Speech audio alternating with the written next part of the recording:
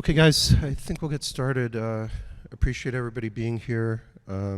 Brief introductions. I'm Adnan, Chhatriwalla, Moritz, Steve Yakubov, Vijay, Sarah, and then Paul's supposed to come, I think. So, first case is Nick, Amoroso, Complex AR Management. All right, morning everybody. Thanks for having me, and it's great to be back at CVI here for 2024. I was assigned the topic of aortic regurgitation, and I took a little bit of liberties, mostly because this was an interesting case that I'm presenting on behalf of my partners that left us with a lot of questions. And I thought, what better place to get answers and innovative solutions than CVI? So here we go. So this is a 58-year-old gentleman with a chronic type A dissection left with a 7-centimeter ascending aortic aneurysm down to the root. He has bicuspid C/0 aortic valve with mild stenosis and regurgitation. He has class 2 symptoms and was considered prohibitive surgical risk because of his lung disease. His severe COPD requires home oxygen. He has had multiple spontaneous pneumothoraces, but is ineligible for lung reduction surgery as his DLCO was too low. He has some peripheral artery disease and hypertension, and we can see here what the issue is. So a very plump aortic root. Here we see our coronary heights as well. And the question is, if we can't take this gentleman for surgery, he's extreme surgical risk, but he's also very high risk for bad things happening if we don't treat him, in addition to not only the risk of his aortic aneurysm, but also the not being able to have lung transplant treatment, which was going to be presented if we could fix his aortic root. So to fix this, we need to be able to essentially perform a Bentall. We need to be able to have sealing down to the level of the valve as well as up in the aortic arch. We need to be able to perfuse the coronaries, and we got to get it to anchor somehow and do it all through a catheter. This is a look at the valve, which has some LVOT calcification, but pretty limited in the leaflets. It's a annular size, if you can't read the numbers, is a perimeter of 89, 90 millimeters. And the coronary gates would be 120 degrees apart.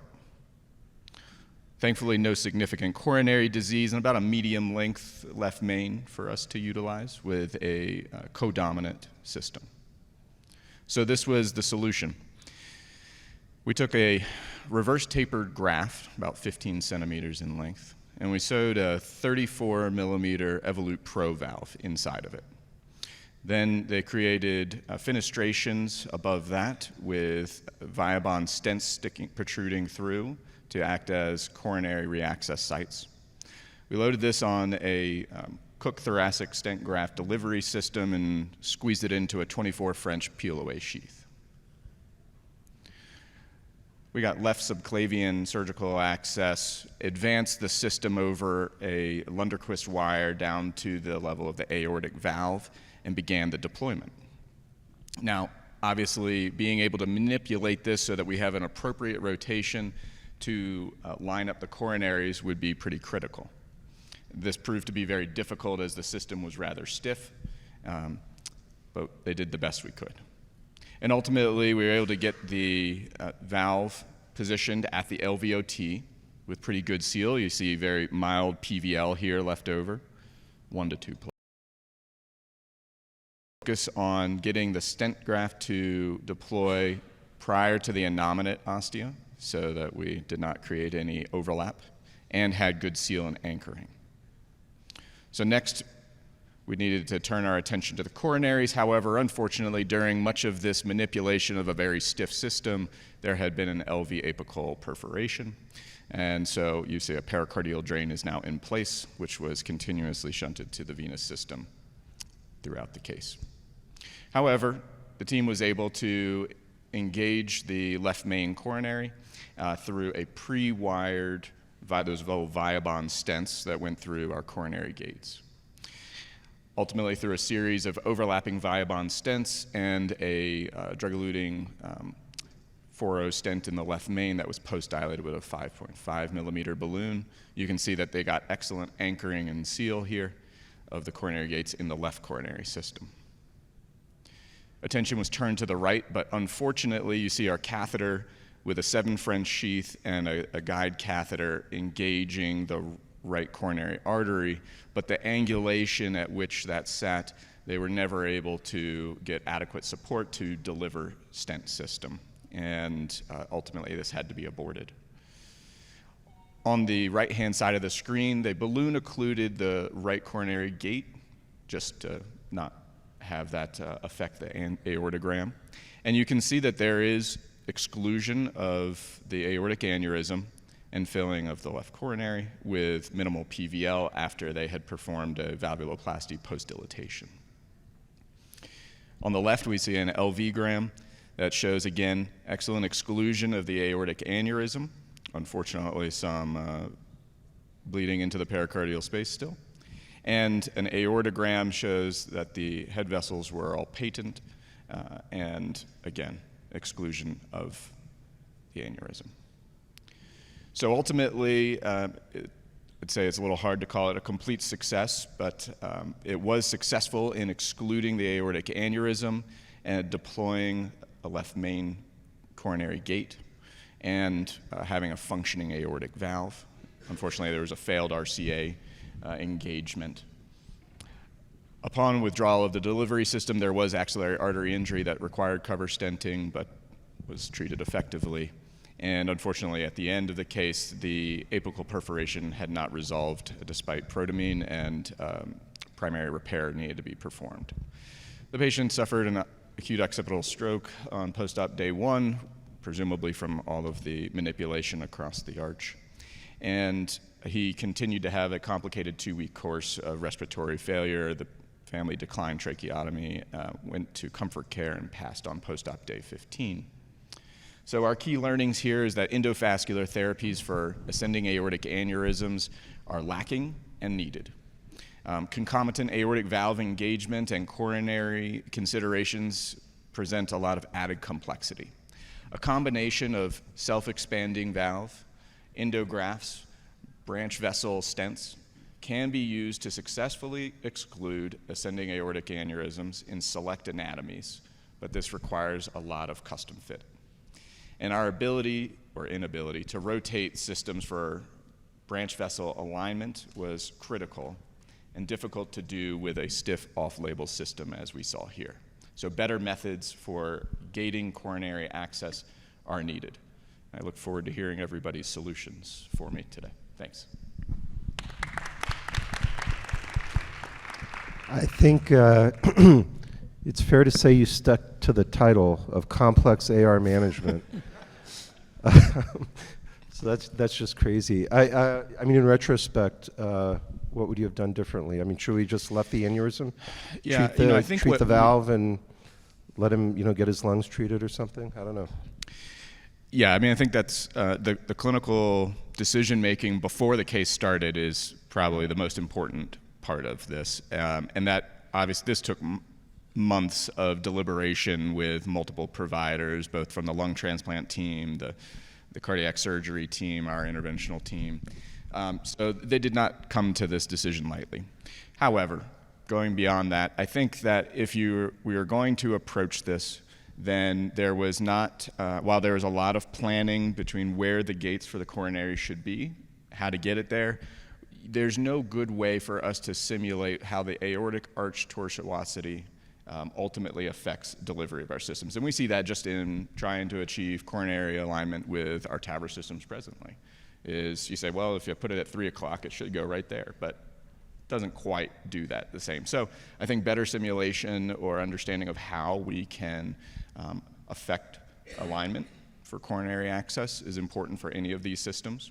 That's one of the benefits of some of the systems coming out in TAVR world, such as the Advanced Sapien system or the Univalve system, J-valve that allows access alignment, that are mechanical rather than just fluoroscopic. There's also a need to find a better steering system to get into the RCA. Once we have the stent in place, then your normal curved guide catheters don't have the space to turn and engage the RCA. So with something else that is smaller profile, a tighter curve, steerable, would that be a better option? Or maybe we should be approaching the coronaries from a different height? I'm not sure.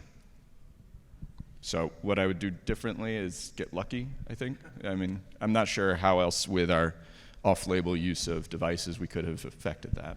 Hey, Nick, one of the most amazing things was how you combined the valve and the graft together and put them. Could you go over that a little bit more in detail? I can try. It was a lot of arts and crafts from our vascular surgeon, Matt Wooster, and Sanford Ziegler, our cardiac surgeon, who deployed all of the devices on the back table and then sat there and sewed them together with silks. And then what did you put them through? How did you get them through So the idea was to put it in through a thoracic stent deployment system. So you could basically just hand crunch it down and then overdrive that over top of that whole system so that you had it sheathed, more or less, in some sort of tube. And then just to be able to get that in, they used the peel-away 24 French sheath at the very bottom aspect of the nose cone, where the nose cone and the evolute would meet. I'm not doing it justice to explain it, but we can give step-by-step instructions from them. Yeah, Nick, really crazy case, and with the two surgeons up here, I have to say, it gave me a little bit palpitations, and kudos to you to attempt this and present it here.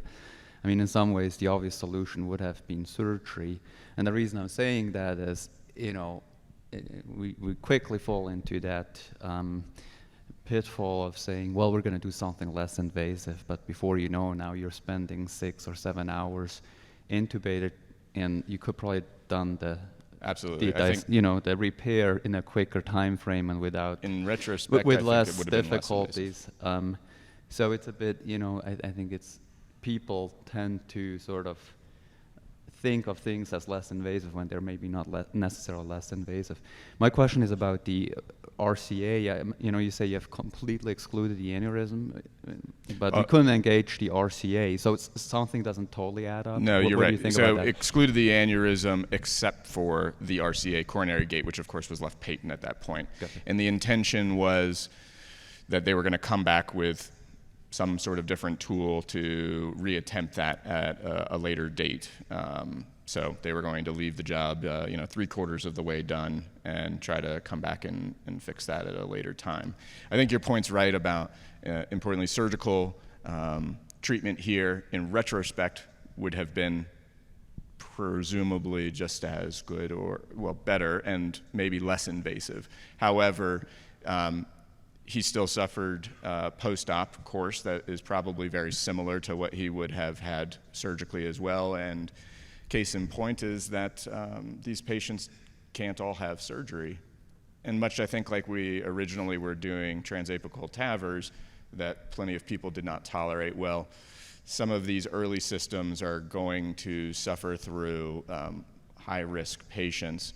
But there is a need out there, and I think if we can have devices that help us accomplish the job, then that would be great. And there are some, I happen to know, that are in prototype and in testing right now. Again, thank you so much. Really great presentation. I think one other point I'll make is that, with these things, and we as surgeons know that often, if you have someone who is really high risk, and this is going to be a high risk surgically or interventionally, I often have the conversation with patients that, if we go through this, you're going to be a DNI is going to be lifted for 30 days, for example, if people have a DNI in place. And if they're on the verge with, the lungs, I will tell them, good likelihood you're going to end up with a trach, because I think it's kind of a shame if you do all this and then day 2 after a procedure, the patient needs a trach and family and patient says, no, I don't want a trach. Right. Yeah. If there's any audience questions, Paul's out there in the audience with the mic in case you have any questions.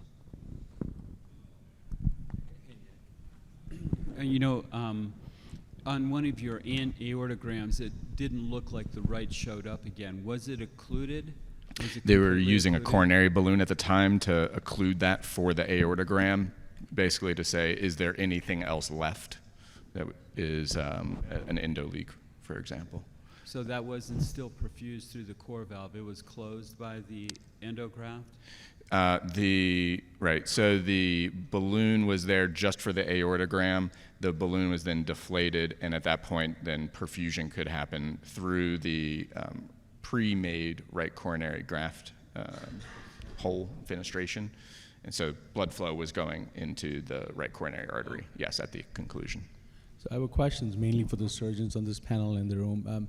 Do you ever see a circumstance down the road, and maybe many years down the road, where we have better solutions for these aneurysms, transcatheter options or grafts, where you have teams of people, including transcatheter valve implanters for acute dissections, where you're taking care of these percutaneously rather than spending 12 hours in the OR? There's an outstanding aortic surgeon right next to you, so I'll have her, Dr. Palmer, comment on this. What I would say is, to develop stent grafts in the root and in the proximal ascending has been challenging for a number of years. Just it's so much more mobile than the rest of the aorta. For a dissection, I think we're a very long way away, even for elective cases like this, and so I don't imagine that would be coming anytime soon. But I think meetings like this and seeing how you're pushing kind of the boundaries and the envelope, it's probably going to be possible in the future, I'm sure. I'm not sure how soon. Well, I'm not aware of any successful Bentals in a type A dissection, at least not at my previous institutions. And so I know that, at Michigan and at my current institution, we're not there yet. Yeah, all of the prototypes I've seen that are heading towards first in man right now seem to still require a bulky system, still require custom fit for the coronary gates. It's a lot of work and pre-planning that has to go into it, so it's not going to be an off-the-shelf kind of product. And also the anatomy has to be perfect, and like this case was nice because it tapered really well before the annulment. That's very lucky. It's usually not the case. Usually the aneurysm gradually tapers and you don't really have a nice landing zone like that. And so you need a perfect patient with perfect anatomy and perfect execution. So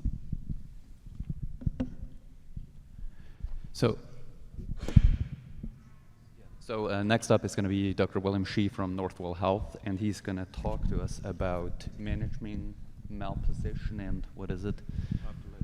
Optimization. So curious to hear what you have to talk to us about. Good morning, and thank you. Thank you for having me. My only disclosure is that I'm a cardiac surgeon from New York.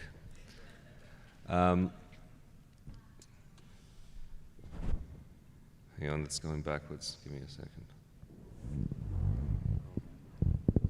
Oops. Okay, here we go. Sorry. So this is an interesting case, and it's not so much malposition per se, but in someone who's come in very sick with aortic regurgitation. This case certainly had its challenges, and I think would sort of be the foundation for some interesting discussion from my colleagues here. So I'd be interested in all of your thoughts. So this guy, he's 62 and presents with florid congestive heart failure, orthopnea, dyspnea, waking up in the middle of the night, gasping for breath. And so clearly, the first thing I thought was when I got called by the cardiologist is that, okay, this guy's going to need surgery for his aortic regurgitation. But then he comes in and he has a history of liver cirrhosis, but otherwise his history is relatively scant. So I thought, well, if he's early liver cirrhosis, surgery is something that we can still consider, even though at high risk.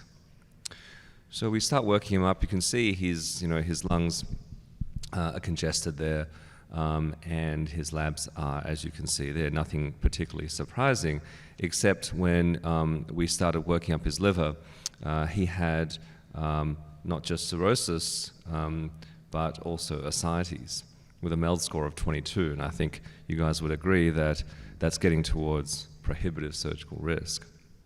His right heart cath clearly showed that even after several days of aggressive diuresis, his heart is sick, with a wedge pressure of 44 and a CVP of 20.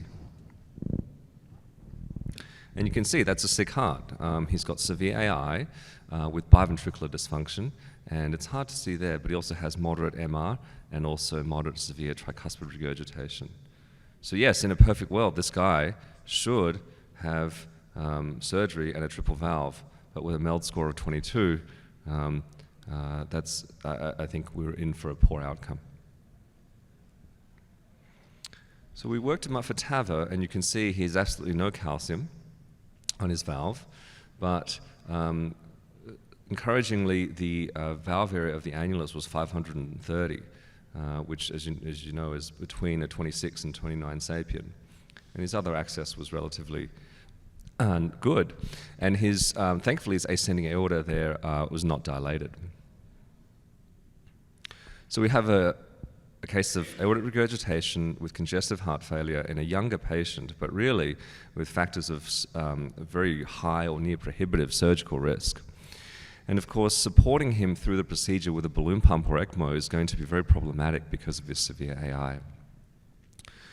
So I talked to, being in New York, I talked to our colleagues in other centers in the region, and really, I didn't want to do this guy. I wanted to send him off for a Généreux, to be honest. But because of his acute presentation, the fact that he couldn't really get out of hospital, he couldn't be done as an elective case, the only way we were able to, and I spoke to our colleagues, really the only way we were going to manage this was in our hospital with an off-label use of an existing device. So our plan was actually very simple, contrary to your case, Nick. We really planned to do essentially what many of us do every day, really oversizing a sapien in an annulus of 530. Really our setup is the same as, or pretty similar to what everyone else probably uses. But we thought very hard about our contingencies. Obviously in a AI case, we were cognizant of potentially landing too low and missing the skirt. So we were prepared to place a second sapien in the previous valve to try to optimize, if you will, the landing position. We understood that in a heart that sick, we may need ECMO, although that was probably not going to work well, but in a last-ditch effort, it was something we were prepared to do. And having spoken to the family, the patient and the family, one last option would be high-risk salvage open surgery, understanding we may need post-operative ECMO, essentially, and accept that high risk of mortality. We understood that, in someone with high pulmonary pressures and high wedge pressures, fixing the AI may, in fact, improve him and thus wear the risk of the cirrhosis in his post-operative surgical recovery. So we were prepared to do that. So we go ahead. What did you quote? Sorry to interrupt you, but I just wanted to know what that conversation is. If you have to go to ECMO and to surgery, did you quote him 100% mortality? I mean, his MELD score was 22, right? Would he ever stop bleeding for you? It's a great question. Moritz, you were talking about, you had this frank conversation with patients, and that's exactly what you do. And I said to the patient, if we had to do surgery, I would say your chances of survival are probably less than that of death. And I was very clear on that. But it's more than 50%, absolutely. I said more than 50% too. But I think that, I framed that in the setting of, I guess, a failed transcatheter procedure and in some ways an iatrogenically caused complication. And if that was the case, everyone was on the same page that we would do salvage surgery. So I think if you have a frank conversation, have your contingencies in place, family understands in a young patient that that's the only option, then I think that's something I was prepared to do. Now, having said that, I was also very clear that his long-term prognosis, given his liver cirrhosis, is not good. So I was very clear on that. But I think in the setting, you're going in to try to fix something and you cause an iatrogenic problem in a young patient. This was the kind of joint decision we as clinicians and the patient and family came to. But I agree, that's not an easy discussion to have. I mean, would you guys do anything, say anything different to the patient? It makes me think about when we started to do TAVR, and we used to, as part of our timeout process, we would call out whether somebody was a surgical candidate or not in case of catastrophic complication, and we just simply don't do it anymore. Obviously, TAVR complications have decreased, and it's become routine in most cases. But do people just in general have this conversation for every patient? Sarah. I still feel it's imperative. Yes, so go ahead. So at our valve conference, which we have every week, part of the checklist is, are they a salvage or not? And if we don't have a clear answer on that, the surgeon has to go back, call the patient, talk to the patient.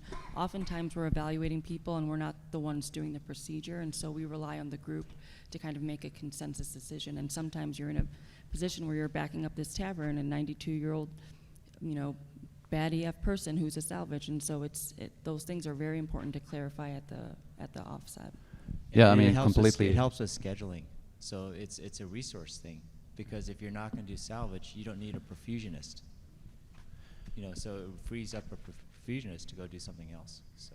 I think it's a resource thing, but I think it's even more than that. I mean, in fairness, we're not entitled to make this decision for the patient. I mean, the patient needs to be informed what the options are, and if they say, I don't want this, that's one thing, but I think a bunch of people sitting in a room making this decision above the head of a patient. No, I mean, our recommendation. We talk with the patient. No, I get it. I was adding, saying, I think Yeah. there's more than, I think the resource part is important, and it really does change things. I mean, that's what we do, because you can say if the perfusionist, you're not going to open trays and what have you, you've just decided that you're not going to convert.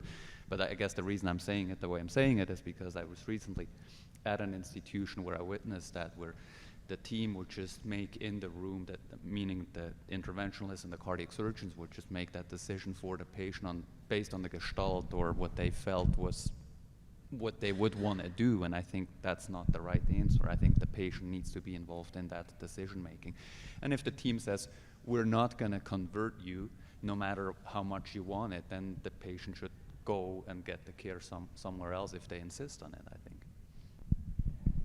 Thanks. This is exactly the discussion I was hoping for. So thank you. So we did it under sedation, and you might say, well, why would you do someone so sick under sedation? Well, I think you can also understand intubating and positive pressure ventilating someone with a very sick heart has its own challenges too. So we're anesthesiologists. We said we'd do it under sedation, and with some sedation, he got a bit too deep. His CO2 went up, and he got basically refractory hypotension. And we did a quick echo. Our echo technician was in the room, did a quick echo, and this was the image. And you can see, all of us know when you see that echo, that patient's not going to survive for very long. And at this point, obviously, we have access through the venous system, and so because of the extent of RV failure and high CVP, the boluses of norepinephrine, epinephrine was really not reaching the patient's circulation. So this was a serious problem. And of course, ECMO and balloon pump, as I said, was going to be an issue. So what we actually did was to really salvage this patient, we, in a relatively controlled manner, gave epinephrine through the aortic root pigtail, which luckily we had in at the time. And that actually enabled us to achieve some semblance of stability while we worked to get the valve in. And that really was our bailout. So you can see we're trying to position the valve there, and in between aortograms, we're disconnecting our manifold and giving 100 to 200 mics of epi to stabilize this patient, which I must say actually was more efficacious than you would think. Delivery of pharmacological agents through the venous system was just not working because of extended RV failure. So in the end, the procedure was actually pretty straightforward. You can see we paced at 200 beats per minute to really try to get the heart still. But even the challenge of giving that much epi down the root, you can see that there's intermittent loss of capture because of all these ectopics that he was having. But luckily, you can see despite that amount of movement, we're able to deploy the valve in a reasonable position. You can see that amount of movement, but finally, in that last inflation on the left, we're able to get the valve to stick and give all the volume in at 29. And you can see the result. Maybe you could say, you could be harsh and say it's a little bit deep, but the result ended up really quite satisfying. That's his echo from a few days later, not in the next day, but a few days later. You can see the LV is not great, but it's improved, and you can see the RV function is dramatically improved. And so I think TAVR and isolated AI can be achieved with what we have at the moment with careful planning. And for us, when the patient's incredibly sick and your peripheral access is inadequate, the aortic pigtail can be a vital mode of access. And this case wasn't done just kind of on the fly. We had extensive amount of planning. We've discussed this already, but between surgery, imaging, cardiology, anesthesia, ICU, and so we had all these contingencies mapped out, and I think that's really the key in as we've already alluded to, in approaching these sick patients. Thank you. Great case. I think we had our discussion. I think in the interest of time, we'll just go to the next case. So Paul has a complicated Bi-Basilica success. I mean, basilica and complicated that's redundant, right? And Bi-Basilica. Thank you. Thank you for everybody giving me the opportunity to present this case. Doppio basilica, or doing both leaflets at once, is what I've been asked to talk about. And I'm going to sort of it's an operator's enclave, so I'm going to talk a little bit about the nuts and bolts of how to approach that. So we have a 71-year-old man with severe bioprosthetic aortic stenosis with a 23 perimount, recurrent admissions for heart failure, mean gradient of 51 and normal LV function, and cath confirmed severe prosthetic valve stenosis. When we looked at the CT scan, this valve was kind of wedged in there. Both the right and the left were at high risk of both direct coronary occlusion and then coronary sequestration, the two mechanisms that valve and valve can lead to abrupt coronary occlusion. You can either put a leaflet or calcium right into the os of the coronary, or you can exclude it by creating a stent graft that goes to the top of the STJ. So this was a very high-risk patient. Historically, basilica, if you're not familiar with it, is leaflet modification, which is here to stay. Basilica may become kind of a historical footnote at some point, but leaflet modification is going to be an important part of treating patients going forward. And the idea is to prevent coronary obstruction or sinus sequestration by lacerating the existing leaflets and avoiding the conditions where, by pushing the leaflets of the existing valve up, you would separate the sinus from the coronaries, from the circulation, or you would directly impact the coronaries. So when the guys who came up with Basilica, Letterman, Adam, Vasilius, first described this, Doppio, or having to do both, was seen as kind of the most complex and highest risk procedure we can do. Doing a left cusp basilica is challenging, doing a right cusp basilica is very challenging, and doing both at the same time is cumbersome and challenging. But in the interest of safety, the concern was if you lacerated one, then the patient might develop AI, become unstable, you wouldn't have time to do the second. So Doppio was to loop both leaflets, go in and actually lacerate both leaflets before lacerating. So the traditional solo basilica would be a 14 French sheath on one side, a 7 venous sheath, and a 6, a standard TAVR setup. For Doppio, for 2, you'd put 2 14 French Gore sheaths in. So you'd have to have bilateral large bore access. Through the back of those sheaths, you would take 6 and 7 sheaths through the larger 14 dry seal bilaterally, so all 4 catheters in the ascending aorta at once. And that's what this looks like. So if your enthusiasm level for basilica is low, your enthusiasm level for Doppio is not significantly higher. And this is, the left you can usually get through fairly quickly. The right can be tedious, so you can have all these catheters in there for a while. So the advantages of this, the original Doppio, the bilateral, is you can rapid laceration of both leaflets and can quickly place a TAVR valve, with the idea being if we cut both leaflets, AI is a real thing, and we can avoid hemodynamic compromise by completing the second laceration. The disadvantage is it requires bilateral large bore sheaths to accommodate 2 systems, lots of hardware sitting in the ascending aorta, and you're taking a complex procedure and making it significantly more complex. Sequential Doppio basilica, which is what I'm going to talk about today, is we just do them, we just do them, do the left, then do the right. So the advantage of this is routine TAVR access. It's a less complicated setup. You focus on one leaflet at a time without 2 extra catheters in the ascending aorta, which almost always get in your way. The disadvantage is possible hemodynamic instability after the first laceration. It could limit access to perform the second laceration. But I will say, having done a lot of basilica, both the right and left, hemodynamic instability is very uncommon. Okay? So back to our case. Here's the left basilica. You can see the left coronary, which is clearly at risk. It's coming off very low. We're able to lacerate through with an electrified wire, snare it, and then we simply performed a standard left basilica. Okay, confirmed the position in both our burn view and in our 3-post view. And then we lacerated the leaflet. It's really important when you're doing these basilica cases, this cannot be a mechanical avulsion. You really need a clean, crisp cut, because the last thing you want to do is avulse or do a mechanical turn and have this thing flipping around and it be at risk of occluding or increase your chances of causing severe AI. So this needs to be a clean cut, and take your time with this. Then you can turn around and simply use the same access for the RCA cup laceration. So we turn our attention to the right, and again, these are really kind of hostile angles. You can see that the fluoro isn't very good, but we're able to get through, snare that. The patient's very stable. Use a frontal projection rather than a side projection to lasso. It's another little hint with right basilica. Just get out of those steep, kind of unfavorable angles as quickly as you can. Snare that. And then we did an RCA basilica and went ahead and did this. If you're anxious, if this gives you heartburn, you can still take a 6-inch sheath through the large bore in addition to your burning system and park a catheter in the left ventricle. I assure you don't need it. Once you've lacerated both, you should be able to get back across the valve pretty quickly. And so we went ahead and completed the case with an intentionally low-placed sapien valve in the system. So you can see immediately following, you want to verify that you've got access to the coronaries and good coronary flow, and you can see the coronaries here are both preserved. So in summary, in some high-risk cases with high risk for coronary occlusion, both leaflets will require laceration. There's 2 approaches. Simultaneous laceration, the original Doppio, offers a higher degree of safety but significant increase in complexity.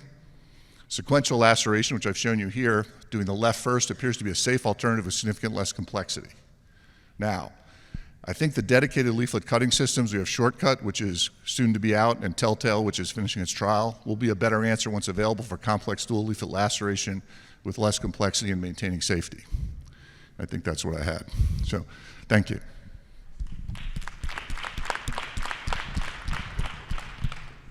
Great case, Paul. You know, I don't know if we want to talk a little bit about, so, I mean, it's just kind of amazing that, these techniques have come about. We used to protect coronaries, right, and stent coronaries if needed.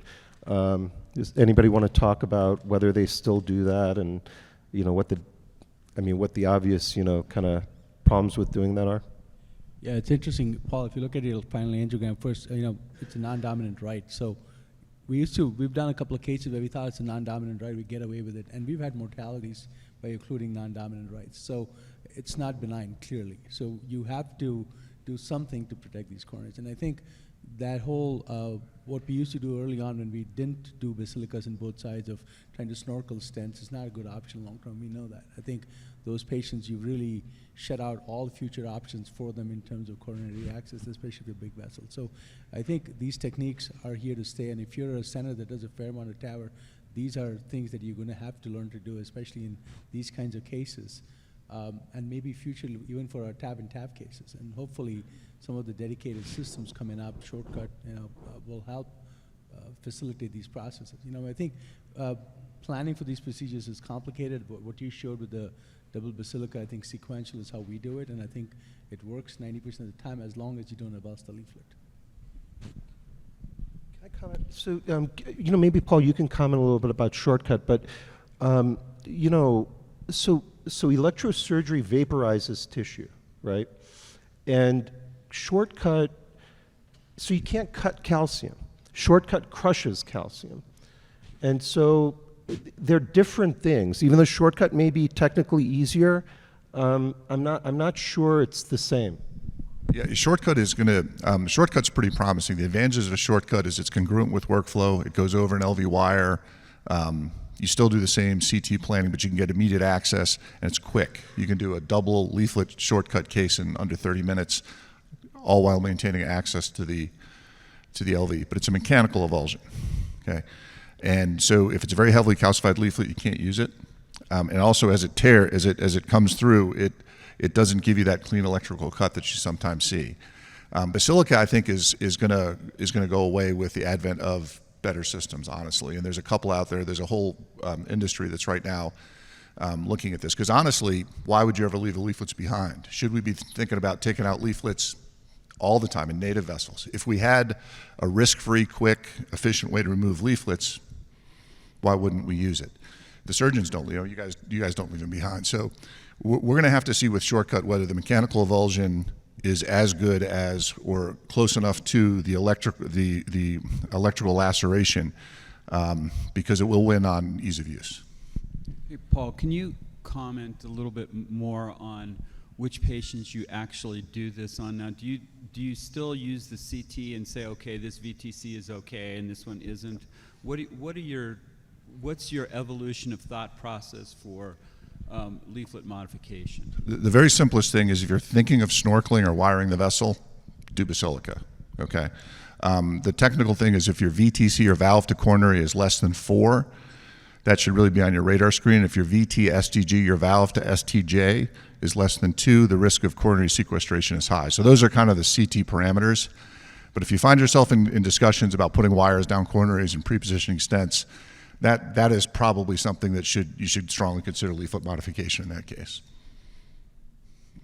Why not just do all of them? Why not do everybody? Yeah. I mean, isn't that more flow? And are you pretty certain where your cut is, that the cut is truly near the coronary, or do you plan on, what are you looking at on that CT? I mean, the surgeons try to put the post between the left, right? Or correct. And how do you know where your cut is? So the cut can be determined. The surgical posts are visible on your CT, and you can recreate. What you really want to do is get in the annular plane where you have, if the surgeon has bracketed the left main, you want to get your 2 posts lined up with your left main coming off at a 90-degree angle. You're going to go in your frontal view, your burn view. Your catheter should be 90 degrees. You'll swing the gantry over to 90 degrees off that. Your catheter should be lined up dead center, and you can be reasonably sure you're going where you think you're going. TE can be oftentimes helpful as an adjunct there. The reason we don't do it in everybody is just technically it's challenging. It has an unknown increased risk of stroke with extra catheter manipulation, and you are taking a chunky leaflet and you're lacerating it.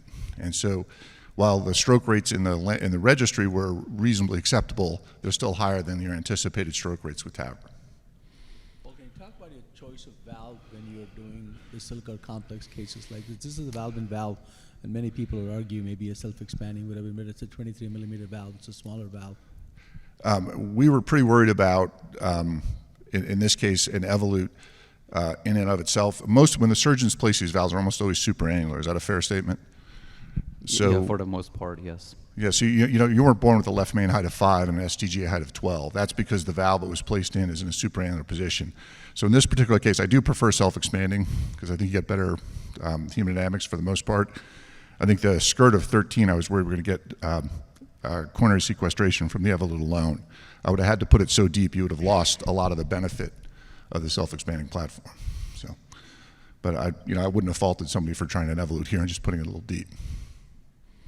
Yeah. I think, generally speaking, obviously, for one, leaflet modification is going to grow. I think there's no question about that, especially as we think about lifelong management, TAV and what have you.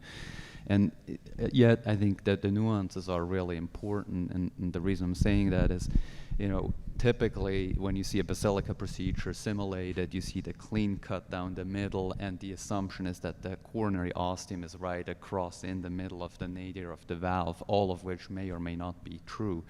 And certainly when we have bicuspid valves, it can be that one of your coronary ostia, typically the right one is going to be closer to a stent post than it typically would be because it was a bicuspid valve, and now you put a tricuspid biprosthetic in there. And so I think these are all really important nuances, and I completely agree with what you said that ultimately, and both of you alluded to that. I think Basilica is great at vaporize, it cuts. It won't cut through calcium. It will not. It will cut through some calcium, but it won't cut through a calcium bar. It will cut around it. And then Shortcut is, much more of a crowd pleaser. I mean, as much as there's talk about Basilica, it's not for the masses. So Shortcut, I think, has more potential to become a more widely applicable tool for people to do leaflet modification. But then you run into similar issues that you can't cut through probably very thick calcium or what have you. So I think we need much more tools at our disposal to successfully manage all these complicated situations. Thank you. Awesome, John. Next up is Adnan, and I think it's Adnan's biggest crush. Oh no, wait, it's ultimate fracturing, sorry. So this is, so thanks, Paul, as always. It's not one of these crazy cases, but I thought that the teaching points are going to be helpful. And Steve, don't give this away. Steve knows what's coming. So I titled this A Tale of Two Polymers. So we had a 97-year-old female with severe bioprosthetic AS. She had a 23-millimeter mosaic valve 12 years ago. I'm going to call on somebody in the audience, by the way, so pay attention. EF 36, gradient 29, went to 42 with dobutamine. The true ID of a 23 mosaic is 19 millimeters. This is actually not her CT, but as you know, one of the issues is coronary obstruction when we're doing valve-in-valve TAVR. She had no issues or no concerns. The other clinical challenge is patient prosthesis mismatch, right? So we know that when you do valve-in-valve TAVR in smaller surgical valves, patients have higher mortality.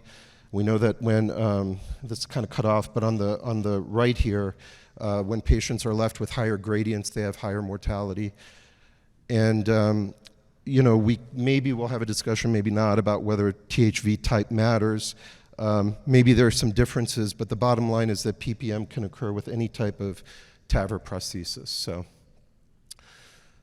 you guys have all probably heard about bioprosthetic valve fracture, and so we know that if we do bioprosthetic valve fracture, we can decrease residual gradients and increase effective orifice area.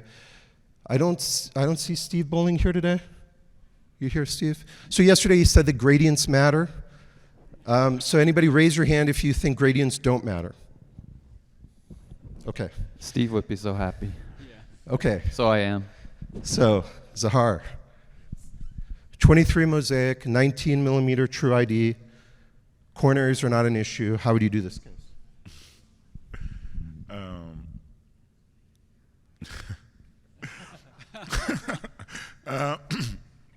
Coronary is not an issue. I'm sorry, how old is the patient? 97.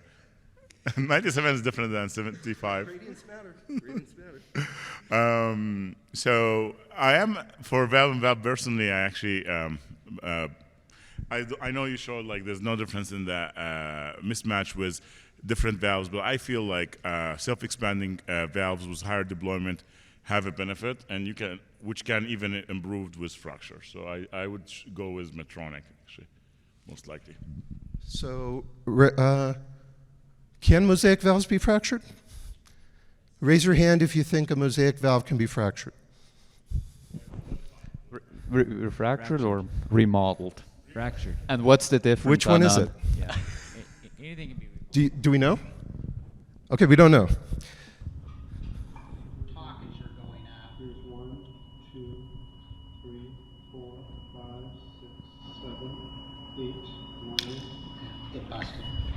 That's a fracture, right? That was us 8 years ago. And so we published this. And we said that, look at the third row here. We said that Medtronic mosaic valves can be fractured at around 10 atmospheres. And, truth is we had no idea what we were doing at the time, and we know more now. So what we know now is that mosaic valves were manufactured with two different polymers. They were initially manufactured with Delrin polymer in the sewing ring, and then when there was a shortage of Delrin, they switched to PEEK, and then once Delrin came back, they just kind of used them both in random batches, and we have no idea which mosaic valve we're dealing with. So the reason it's important is because these valves respond differently to a high pressure balloon inflation, and you have to know going into the case how you're going to approach it. So I agree that we want to, either fracture or remodel this valve, but the techniques are different. That's why I'm showing this case. Hold on. We have some questions. Hold on. Okay. Hold your horses. I will not be taking any questions. First one I'm going to ask you, she's 97 years old, and I would suspect that maybe 95 or 90% of this audience would say, I can't wait to get out of this case. I'm going to try to get this done as fast as possible. And if I got her pressure, if I knocked her gradient in half, we could plan on the next valve, right? Right, 97. Her mother lived to 120. Which marathon did she sign up for, Adnan?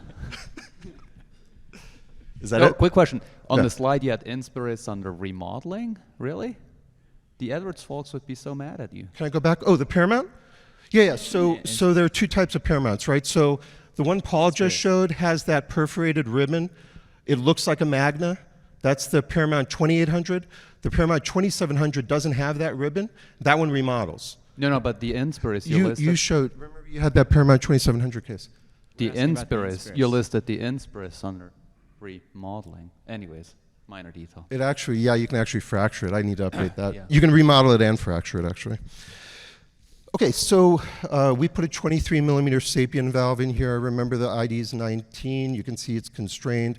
This image also shows why we up front decide whether we're going to fracture or remodel. Okay, if we weren't going to do this, true ID is 19, I would have put a 20 sapien in, right?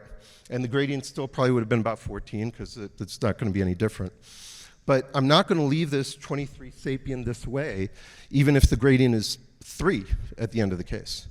Now forget about she's 97, I do get that. But we don't want this valve to look like this. We want the leaflets to open and close as they're supposed to. We want long-term durability, and so that's why all of this is planned up front. It's not a, let's put the valve in, see what the gradient is, and then decide if we're going to fracture or remodel. So we inflated a true balloon, and we didn't know if the valve was going to fracture or remodel. And this is what happened. So what do we think happened? It remodeled.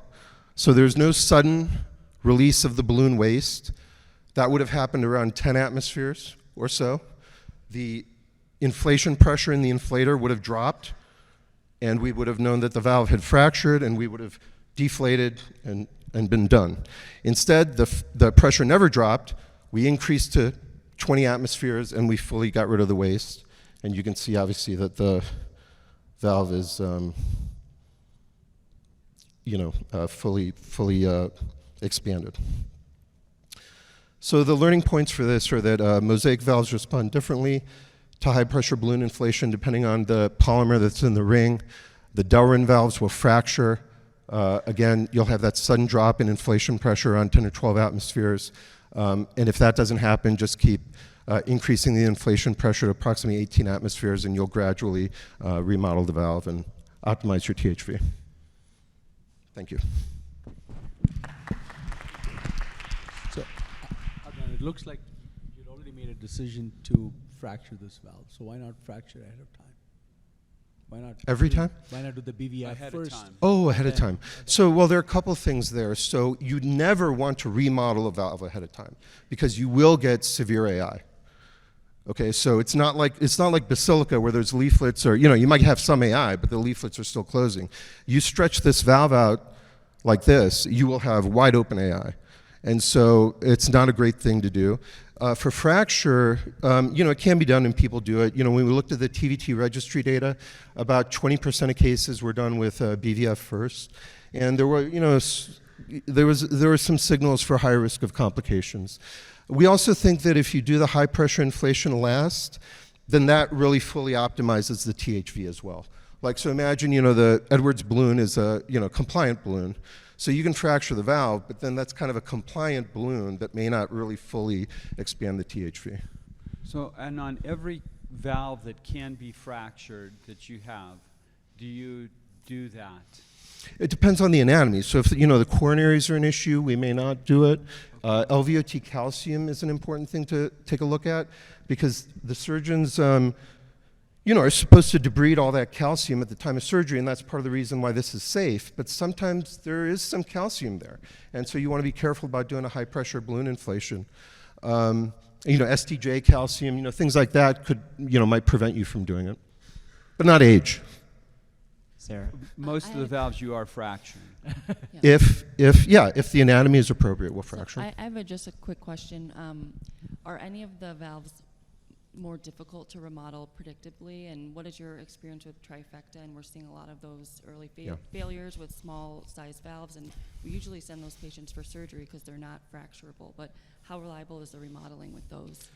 Yeah, that's a great question. So the Paramounts that we talked about behave just like these mosaics, go up to 18 atmospheres or so, and they will stretch a lot.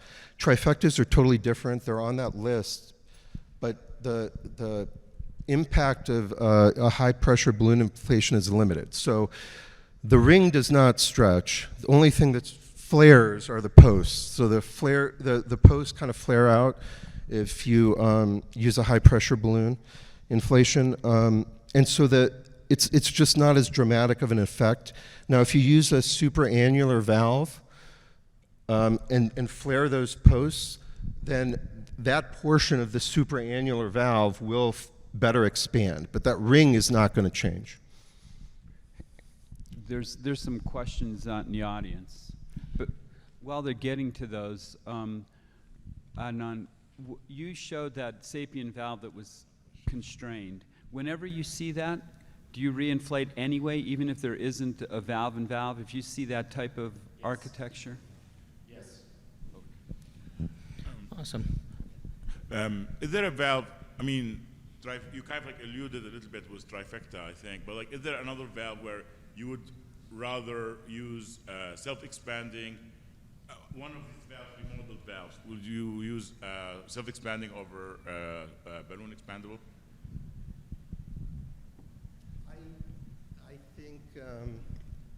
I don't know. It's okay. So let me say that. I'm going to answer the question this way. We think that if you fully optimize the THV, if you fully expand it, we think that any differences between valves goes away. So I'm going to use this platform to understand your expertise in this, right? Because I have a couple of questions. One patient, one question. The first question is, what happens to the insertion of the leaflets at the commissures of sapien when you put sapien at such high balloon pressures of 18, 20 atmospheres? Is there a bench testing that increases the strain and that can rip off the leaflet from the commissural attachment, because they are sutured at the level of the commissures in the sapien? So that's a question. And the second thing, I have a patient who has a 19 Inspirus and is failing and has PPM as well. The question I have is, when you do Inspirus, and I was going to do a bench testing yesterday, we didn't get a chance, but when you stretch the Inspirus, as he was mentioning, do you fracture it or do you just stretch it? Because if it's just stretch, then a balloon expandable valve within Inspirus might be more helpful to keep that stretch with the radial pressure. Versus, is the stretch, when you stretch the Inspirus, is it the same for a self-expanding valve? Like, let's say you put a 23-core valve in that. Does that stretch? I said I was not going to take any questions. Thank you. Okay, so the first question, I think don't confuse the high pressure with the overexpansion. So we're not overexpanding the valve, and we're not going to tear the leaflets off, but it is a high pressure balloon inflation, and that people have that concern, and that's why some people will do the BVF first. But have you ever put your finger in the crimper and crimped it down? No. You've done? So we put a balloon in there. We put a peripheral balloon in, and we measured the pressure, and it's 16 atmospheres. So when we crimp the valve, we're putting all that pressure on the leaflets in the first place. And so I can't properly answer the question of whether there's any long-term injury, but we did do a little model with Edwards where they put the leaflets into New Zealand hares, which is like a calcification model, and there was no difference between non-BVF leaflets and BVF leaflets. And then the second thing about Inspirus is, so we have limited experience, but we did do one bench test, and so it'll stretch, and it'll lock, actually. So it stretches and locks. And then if you go, more, you can fracture it. So, but I can't give you the details of all of it because we did it once with one valve. So I don't know how much it can expand further and things like that, but it will lock. So I don't think the valve type should matter, the THV type. Yeah, it will lock, and then it'll actually even fracture if you go further. Thank you, Adnan. Wonderful. Oh, we have one more question. Nick. Based on your premise that gradients matter, why not do this in a gradient-driven algorithm? So if most commonly our balloon valve fracture decision is based on what the gradient is post deployment. Now, that has to allow for the wiggle room that there's sizing that will allow us to balloon valve fracture and have an expected good fit of our THV afterwards. But if we think gradients are really the deal, assuming we can get a fully expanded THV either way, what are the ups and downs to approaching this based on your post-implant gradient? The problem is if you decide up front you're not going to get a fully expanded THV either way, right? So if I had wanted a fully expanded THV without BVF, I would have had to put a 20 sapien in. And that's the problem there. And the constraint, just like, as Steve asked, would you be happy if that was a native valve and that's what your sapien looked like? Those, I didn't have, but you may have seen these videos that these leaflets, when they open, they're scalloped when the valve is constrained like this. And when they close, they're pinwheeled. And that's not the way the valve is supposed to function. And, we postulate that might affect long-term durability. No, but we know. And so we know from our data at our hospital that when you have that much deformation, and it's actually only 10%. There's an index we came up with, the prosthesis deformation index. So when the waist is 10% more constrained than the outer or inner frames, the risk of halt triples. And so if you want to deal with halt and follow-up, yes, leave it like that. And you'll be putting this 95-year-old on Coumadin, not DOAC, on Coumadin, and it's a problem. So. Yeah, I think all excellent points. I mean, I think we're probably not talking or haven't been talking enough about over-under expansion and asymmetry because I do think it matters. Next up is going to be Dr. Palmer, Sarah Palmer, talking to us about adverse TAVR and surgery. So I guess TAVR is a really adverse thing and we should all go to surgery. Well, of course. Thank you, Paul, for inviting me. This is my first talk at CVI, and I don't know much about putting these valves in as much as you all, but I thought I could talk about taking them out and kind of what we're seeing in the surgical community and kind of the technical challenges of that. And so I have no disclosures. Most of these videos are from my fellowship with Dr. Fukuhara, who has one of the largest series in the nation, and so was very lucky to participate in a wide range of TAVR explants. The first point I wanted to iterate is that a TAVR explant is completely different than just your aortic valve replacement. An AVR is probably one of the easiest operations we do, whereas a TAVR explant has high mortality and involves a lot more technical complications. The need for TAVR explant is increasing, and so this is from the STS National Database. This is from a few years ago, and they were starting to see the trend in orange there, the total number of TAVR explants increasing each year. In the red is the median age of these patients at the time of explant, which is getting younger and younger every year. And if you look at the right, it was about 800, almost 800 cases in this time frame. If it was just an explanted TAVR, the mortality was 14%. If it was a TAVR plus another procedure like replacing the aorta, having to do the root, having to do a mitral, then the mortality was 24%, which was exceedingly high. I think that surprised a lot of people. Newer updated data shows that the trend is only continuing to accelerate, and so the last graph was up to 2018. This is up until 2023. It's not yet published, but you can see that the rate of rise is impressive, and we're probably going to do more than 1,000 explants in 2024.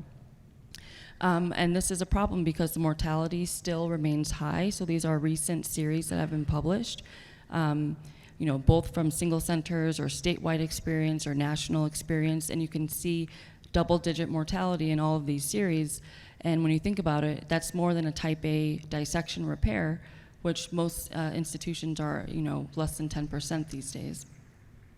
And so this is something we have to fix because lifetime management is going to have to include TAVR explant probably at some point for some people. Sometimes TAVR, then SAVR, then TAVR is the proposed strategy up front. Sometimes TAV and TAV is not always anatomically feasible, as we're discovering, and so we as surgeons need to improve the safety of these explants.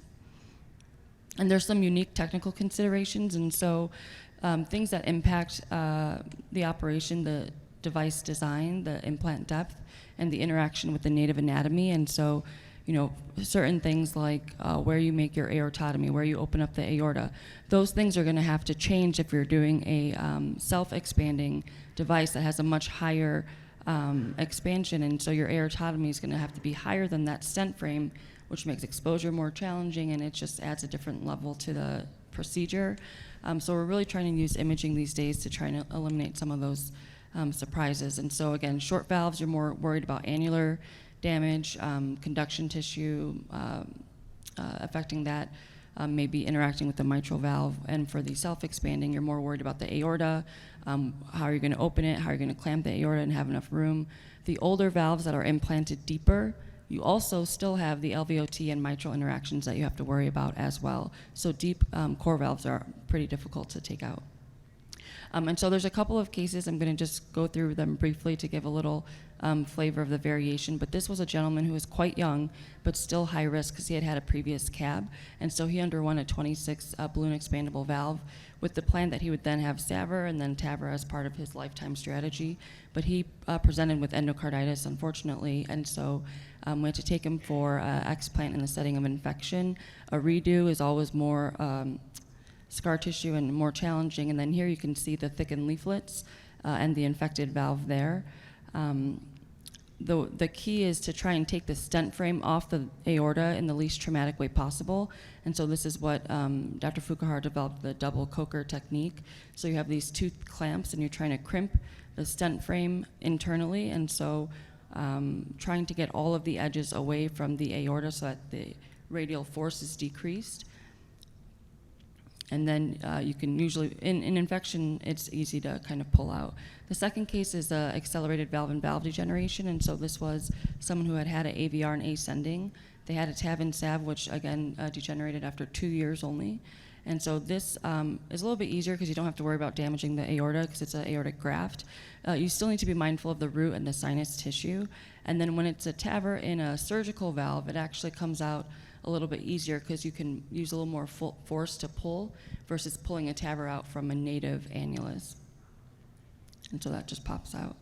The third one is a little bit more challenging. This was a woman who was 80 and she had a severe AS but a dilated ascending, not truly aneurysmal, underwent a balloon expandable valve. They had to put 2 valves in because the first dropped. And so unfortunately a year later she presented with an acute type A aortic dissection. And so now this is her CT with the aneurysm, the true lumen you can see, and the 2 valves there, the 2 Edwards valves. The echo shows the flap of the dissection, goes right to the top of the stent frame. So here the head is to the right, and so it's looking from the other way, but we're cutting into the false lumen here, and then cutting into the true lumen of the dissection. So now we have a dissected root with very fragile tissue. There's the entry frame, entry tear with the pickups going in there. We don't think the TAVR caused the dissection. It was likely just a progression of her aortic aneurysm and the weakening of that.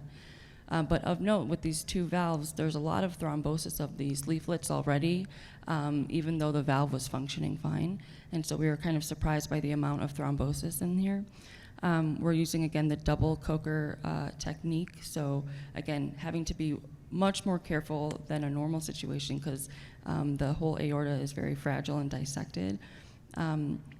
And because there's 2 of those in here, it just takes a lot of time to free up the first one and then get down to the second one.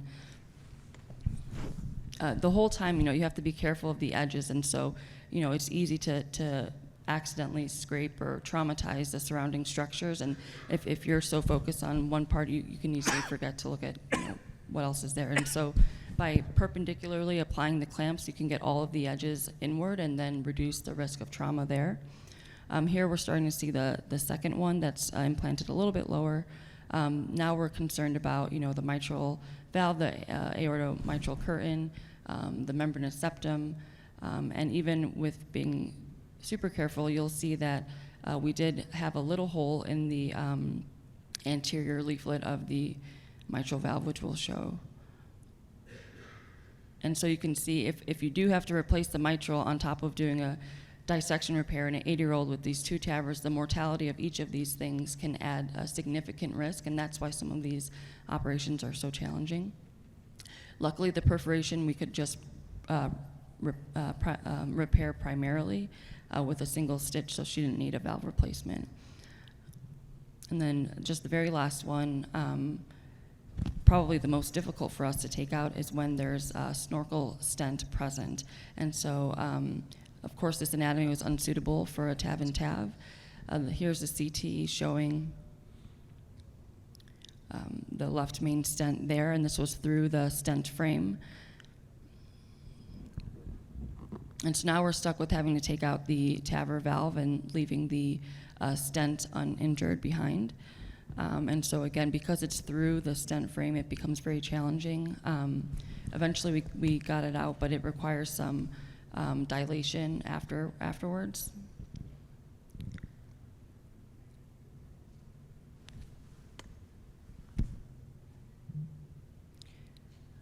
And again, these videos are sped up, but this took, over 10 minutes to just get this off of the coronary stent. Do you leave the snorkel stent in there? Yes. Why don't you just chop it off? Well, if it overhangs, we can, but you don't want it to be deformed, and so we actually, if it's flush, we just leave it alone. And so in 1 second, you'll see. So there, the valve's coming out, and then with things attached. And then there's the stent frame left behind there. And so we have to cut out the native leaflets, and we're manipulating the stent the whole time, and so the risk of deforming that or having a thrombosis later on is very high. So these are actually probably the most difficult. And so just some learning things that we've discovered is that TAVR explant is going to be just more and more common. Especially in those clinical scenarios that I mentioned.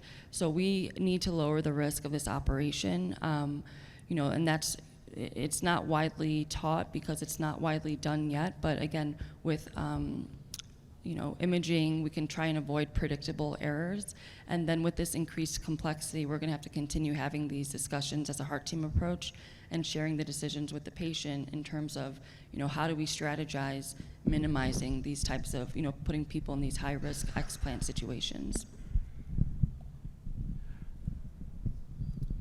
And that's it. That was fantastic.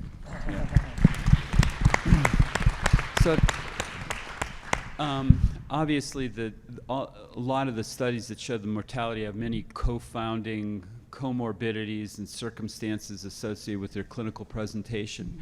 For a patient that goes for TAVR explant, say 2 years from now, what would you expect the mortality to be? Not somebody who's in cardiogenic shock, but they came back with a high gradient and the heart team feels that a surgery is better and remove the TAVR. What should the mortality be? That's a great question. It will, I think some of the initial data we thought, that's really high because almost half of those cases were endocarditis, but actually the mortality remains high still even when the endocarditis rate was dropping. And also there's still high mortality in low risk patients. And so we know it's something about the technical procedure itself that adds some of that. I think we can probably get it down to maybe a redo AVR, which has a mortality of maybe 2%. That would be best case scenario, but we certainly have to get it lower than 10%, I think. And I think we can do it. It will just take time. Do you anticipate the mortality to be different depending upon what kind of valve is the first valve implanted? So I think the type of valve may matter, but it's not just if it's a short or tall, but also the depth of the implant. If it's in a native anatomy versus in a surgical valve, so there's more than 10 factors that I think are all kind of equally important, and so there's not one that's easier to take out than the other in terms of balloon expandable or self-expanding. A self-expanding would be really easy to take out in someone with a big aorta where it's not all incorporated, and so it depends on the patient and the situation. Do you think we'll get to the point where we can look at the original CT and be able to guess what the risk of an explant is going to be for that patient compared to, so theoretically speaking, make an argument for a first-time SAVR as opposed to a TAVR argument? Yeah, and so we're doing that a lot now, where we're trying to push the first intervention to be the SAVR because it's so much easier, and trying to not have explant TAVR in their future.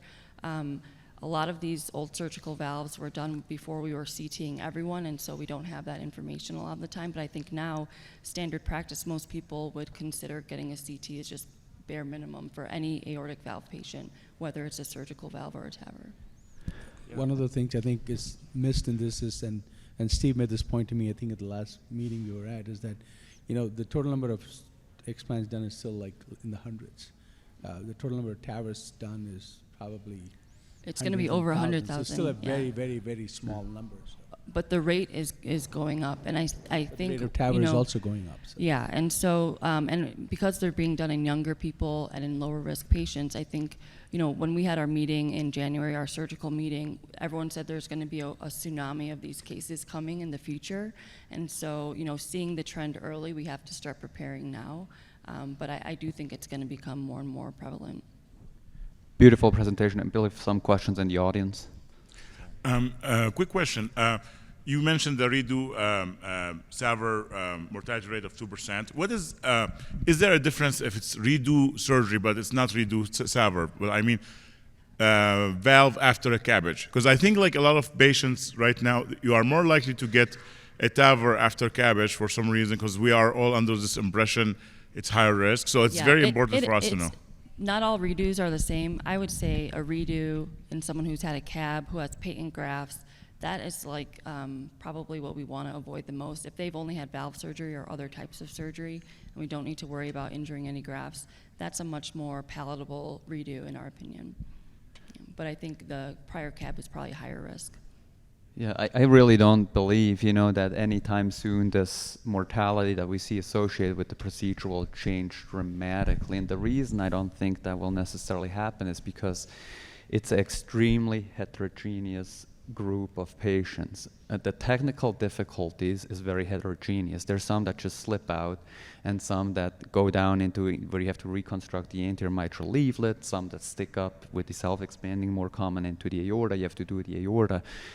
And it's not, so there's a huge heterogeneity just in technical difficulties, and they can be challenging even in the best of hands. And then there's a huge heterogeneity, I think, in the patient population that needs these kind of procedures. The Michigan group has shown how much disease is left behind on the table when TAVRs are done, and so these patients come back sicker and they have more problems. And again, if you look at just acute explant because of an embolized valve or a ruptured annulus or what have you.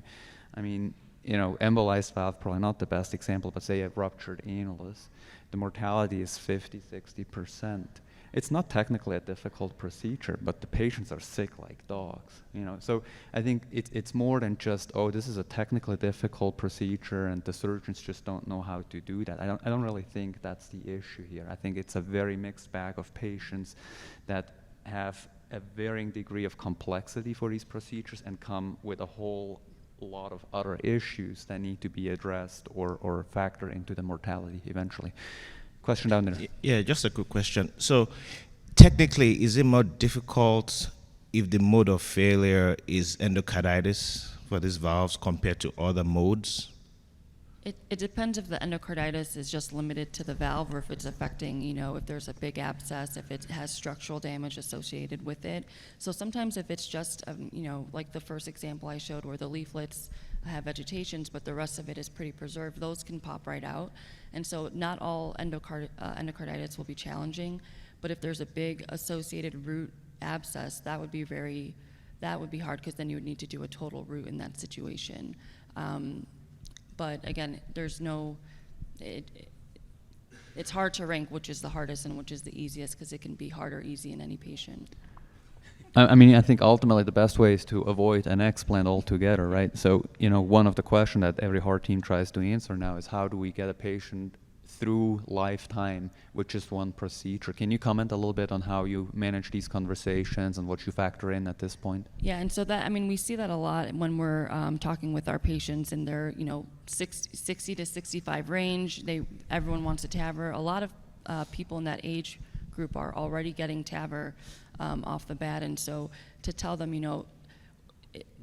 nobody wants a sternotomy, nobody wants surgery, but it would be much better to have surgery now than to have it when you're in your mid-70s or older and less able to tolerate it. And so when we frame it that way, that we're exchanging the upfront costs and balancing that with the long-term benefit you would get, I think most people are reasonable. And again, at the end of the day, it's the patient's choice. And so, if they still want a TAVR for the first intervention, as long as they know they may have surgery in their future, I mean, that's what we do. Do you guys routinely do, if someone says, I would really want a TAVR, or you think, yeah, TAVR is a pretty reasonable option, do valve-in-valve simulations to make sure there's an option for a valve-in-valve down the road anatomically? Yeah, and I would just encourage you all, if you're thinking along those lines, is to look at the TAVR and TAVR app that Vini Bapad has published this year, because you can plan that sequence very well. And if the patient can't have a TAV and TAV option, you really, really have to consider surgery. I mean, to me, we have to be careful about like how precise we can position these valves. I think it's one thing to say that. Absolutely right. But if the coronary wrist plane is low, you already know that it's kind of a done deal. And so that's what I'm saying. If you look at the coronary wrist plane, you look at the size, you look at what you could be putting in later. There's a lot of information there that tells you that, well, you probably should be doing surgery first, in addition to the mortality, the high mortality later that is inevitable. And I think if you tell a patient that, yeah, we can do TAVR now, but you're going to have an explant mortality of 15% in 10 years, I think a lot of people will hesitate. I think starting with surgery is also important for people with small anatomy, and so smaller root patients. They should have big surgical valves up front with root enlargement, and then that would facilitate the future procedures much easier.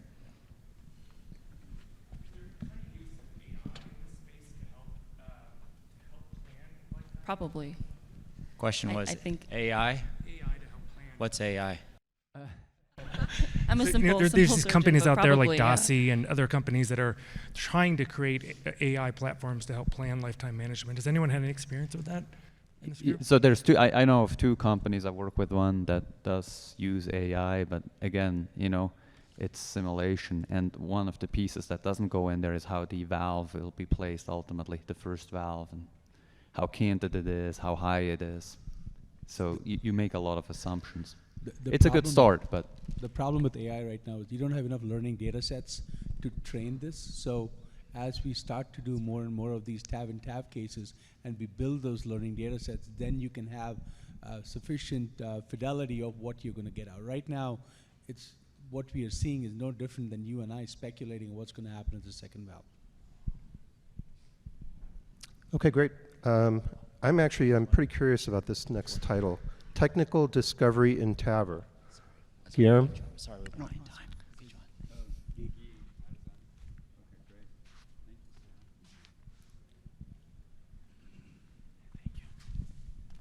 All right, thank you very much for inviting me, Paul. Where are you at? I don't know where you are, but Steve, nice to see you. Vijay, long time, huh? So I'm going to talk about a little bit of technical discovery in TAVR. It's not like any big discovery that I'm going to talk about here, but I'm going to talk about how we can consistently achieve a good result in the procedure, mostly discussing coronary access post-procedure. So these are my disclosures. So as everybody know here, the utilization of evolute effects, the position of the golden markers, right, they let us understand whether we have a commissure alignment. At least that was what's promoted by the company that produces this valve. And because we were curious to understand whether that was true, right? If we did have commercial alignment after the golden markers are positioned in such way, we started trying to do CT post-TAVI to understand whether that really represented commercial alignment and to understand also coronary alignment. And turns out that when you have the golden markers positioned as such, right? So 2 on the left-hand side, 1 on the right-hand side, or if they are evenly distributed, you have indeed commercial alignment in the majority of the patients that you treat. But the ultimate goal of this is to understand whether we can actually have access to the coronary arteries, right? We talk about commercial alignment, coronary alignment, and there might be a compromise, or there might be an impact, I should say, on durability of the valve. But ultimately, the goal is to have access to the coronaries. And because of that, we did this study, the cannulate TAVI study, in which we included consecutive patients, so we did not select patients with optimal anatomies or patients that have, for example, higher implants. We did not exclude these patients from this study. And the goal was to understand whether we could have access to the coronaries after the valve was optimally positioned. And consistently with our initial study of commercial alignment, we were actually able to see the same picture here, which is, yeah, we have commercial alignment in the majority of the patients in whom we position the golden markers appropriately. And coronary alignment obviously was not as high, right? We didn't have as high as commercial alignment for obvious reasons, right? But importantly, the final product is whether we have ability to have access to the coronaries, which we did in 100% of the patients.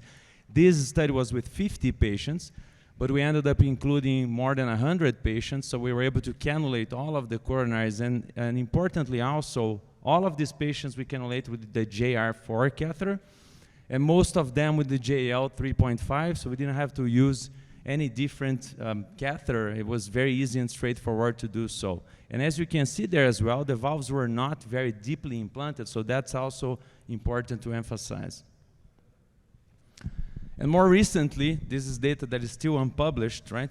Now with Evolut FX Plus, we can see that the expectations that probably would be easier to cannulate the coronaries with FX Plus, and indeed, as you can see here on the screen, is that with FX Plus, we're actually able to cannulate the coronaries in the right coronary in a short period of time. So the left coronary, there was no difference, but the right coronary, we're able to cannulate faster than with Evolut FX. Hey, Guy, can you comment on what access site you're using for cannulation? Are you coming from the leg, the radial? Is there any difference? Yeah, to give you some details of this study specifically, Steve, we cannulated all of the coronaries via transfemoral because that's what we use for our secondary access, right? But we have another team in Japan doing the same study. We're doing like a combined data that they're doing all of their cannulations via radial. And we're actually working on a manuscript now that we are combining the data to address the limitation of our only femoral cannulations, basically. Yeah. So just to reiterate your catheter choices, these are all diagnostics, and what do you use on the left? They were and the all right? diagnostics, all 6 French catheters. To give you some more granularity, right? All 6 French catheters, diagnostic catheters, right? Always 6 French, because if we were using any whatever different size or for French for whatever reason, because of poor contralateral access, we would exclude these patients, basically. And the size was a JL4 or JR4 and a JL35. So the JL35 was the catheter that we used as our initial catheter. Basically, I did not use the information from the CT to pick my catheter, right? Because I wanted to minimize, the potential biases. So I picked the JL 3.5 for everybody and the JR4 for everybody. And then if I could not cannulate, right, then I had the ability to ask for whatever other catheter I wanted, basically. Yeah. So in addition, another important, I think, piece of information here is that the selective cannulation, and importantly, we used in this study the same definition of cannulation that other studies had utilized. So the cannulation could be either selective or non-selective with the catheter right in front of the coronary ostium. And the selective cannulation rates were not higher in this series with Evolut FX Plus compared with Evolut FX. This is still unpublished data. We're working on a manuscript right now. And this is an example of a cannulation with Evolut FX Plus. I wanted to just take some time here to discuss briefly, actually with my colleagues from the panel also, because when we started using Evolut FX Plus, right? Already, of course, people love the internet, right? Putting things on, Twitter and the other things, right? And one of the things that I saw is people trying to talk about and discuss the position of the golden marker for you to have access to the coronary. This is very straightforward. There's no drama or mystery here. I didn't get coronary access because I'm an extremely skilled operator. This is just a matter of being consistent, right? And really, if you cannulate the coronaries in LAO, you don't need to adjust your golden markers in any specific way. It's very easy and straightforward. I just want to emphasize that because I've seen some people talking about, well, why am I implanting the valve? Let me see if I can see the larger cells. I think it's just going to add more complexity to the procedure when you're doing it. So I try to forget about it, and this is just a plus for us, basically, right? So this is an example of a case, that case that you saw, the cannulation of the coronary. I wanted to show you that. Remember that these big cells are 120 degrees apart, Steve, right? But sometimes, of course, the coronaries are not 120 degrees apart. This is one example, but there are examples that sometimes they're much more like 160 degrees apart. Obviously, in this case, I don't know if it's very clear for you guys to see from in the back there, but the larger cell of the valve was not completely in front of the coronary ostium. And this is a question, right? Is this going to be more difficult to cannulate the coronary or not? And it was not in this case, right? And you can see here, I think this is easier to see that you see the left coronary, the larger cell there very clearly, and the right coronary, it's a little easier, a little closer, I should say, but the left is not completely in front, but still we were able to cannulate the coronary very, very easily. And the 3D CT actually shows that, right? You can see the right coronary coming off of the large cell there. And the left coronary, you can see that the left coronary comes from the very bottom of the large cell, right? That image is interesting to see because, which means that basically, even if you're not completely in front in the short axis of the CT, but because the cell is so big, right, you're still, the coronary ostium is still in front of that large cell, and that's why it was very easy for us to have access to that and cannulate the coronary. So, the golden marker position is indeed reliable to determine whether you have commissural alignment. So you can trust that that's true. If you have the golden markers positioned as such, two on the left or one on the right, or if they're evenly distributed, you can actually trust that that's the case, that you're going to have commissural alignment, right? We're able to cannulate all of the patients that we included in this series. We cannulated all of them, and no exclusion for higher implant or smaller anatomy. So 100% of the patients were cannulated. And most of them, or all of them, I should say, with the JL35 or JL4 and the JR4 catheters. And for Evolut FX, I want to overly emphasize that there's no special technique or have to position the golden markers in such a way to easily, just go LAO and go follow your O35 wire. You're going to get access to the coronary the majority of the cases. This is really no rocket science and very easy to do. And the cannulation of the RCA was faster with Evolut FX, FX Plus, I should say. And that's probably because it is easier to rotate the JR catheter to have access to the right coronary artery. So that's why I think it was easier to cannulate the right coronary artery. And the left coronary was the same time, there was no difference. And we were able to cannulate in a short period of time in all patients. So I think that's it. Thank you for your attention. That was great, Guy. The real question becomes when you have to get into the coronaries emergently. So the patient comes to university hospitals and they come in the middle of the night, but they're not calling you, they're calling one of your other partners that's on call, and then he says, well, what am I supposed to do? Tell me, do you tell them what access, because your partners probably like radial access, and do you tell them what to do, and do you do regular education of your partners and referring physicians to say this is how you cannulate core valves? Yeah, that's very important comment, Steve. So I think one of the important things here, that's why I wanted to emphasize the fact that you don't need any special technique to cannulate the coronaries, right? Again, you just follow your O35 wire, put in the bottom of that commissure that you want to get through, it's very easy to get to the coronary, right? So I wanted to make this a simple message, as you said, to be reproducible, right? It needs to be simple. Otherwise, folks who are not used to cannulating the coronary, they're going to be. And I think that the Evolut FX Plus also brings that higher level of comfort for operators that are not used to doing it, right? Because I showed that there was no difference in timing for cannulation between FX and FX Plus for me. So all of these cases were 98% of these cases I did myself. Not even my partners did some of the cases, but I did most of them, right? So maybe for a less experienced operator who's not used to doing that, Evolut FX Plus is gonna have a higher impact in terms of time for cannulation. And the level of comfort, I've heard from folks that work with me that are not structural operators, right? Oh, that TAV is better because there's a larger access to the coronary, so it's going to be easier, right? And that may also impact, we're talking about TAV in TAV, right? That might also impact, maybe easier to have access when you have dual valve. So I think there's a value for that for sure. But I agree with you. It needs to be like across. That's why I want to make it simple. I don't want, we have to align this, then you align the go. No, there's no drama. Turn LAO, follow the wire, and you're going to get there.